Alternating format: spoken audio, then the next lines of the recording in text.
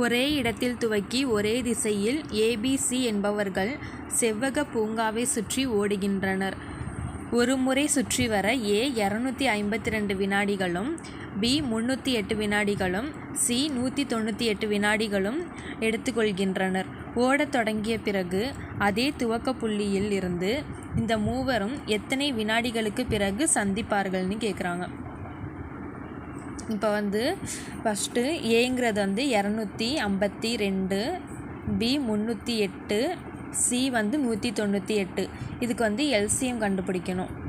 Oren 2, ஈரெண்டு 4, balance 1, ஆரெண்டு 12, Oren 2, balance 1, ஐரெண்டு 10, 4 2 8, 9 2 18, balance 1, 9 2 18.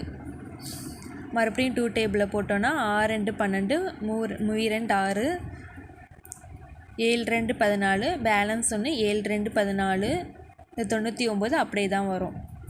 அடுத்தது 3 டேபிளில் போட்டோன்னா ஈர் 3 6, ஓர் 3 77, இங்கே 3 9, 3 9. மறுபடியும் 3 டேபிளில் போட்டோன்னா 7 3 21, 77, ஓர் 3 ஓர் 3. இப்போ அடுத்தது 11ஆம் வாய்ப்பாடில் போட்டோன்னா 7 7 11 77, ஓர் 11 11. இப்போ 7 டேபிளில் போட்டால் ஓர் 7 7, ஓர் 7 7 1. இப்போ இந்த சைடு இருக்கிற எல்லா நம்பரையும் மல்டிப்ளை பண்ணணும். 2 3 11 × 17, ஈரெண்டு 4, 4 3 12, 12 3 36, 36 11, 6 3 6 3, 6 7 8 9 3, 396. அடுத்தது அதோட 7 மல்டிப்ளை பண்ணணும். 6 7 42க்கு 2, பேலன்ஸ் 4, 9 7 63, 63 + 4 67க்கு 7, பேலன்ஸ் 6, 3 7 21, 21 + 6 27. இப்போ 2772. இப்போ இந்த 2772 ஹவர்ஸ்க்கு மாற்றணும். அதனால் இதை 60யோட டிவைட் பண்ணணும்.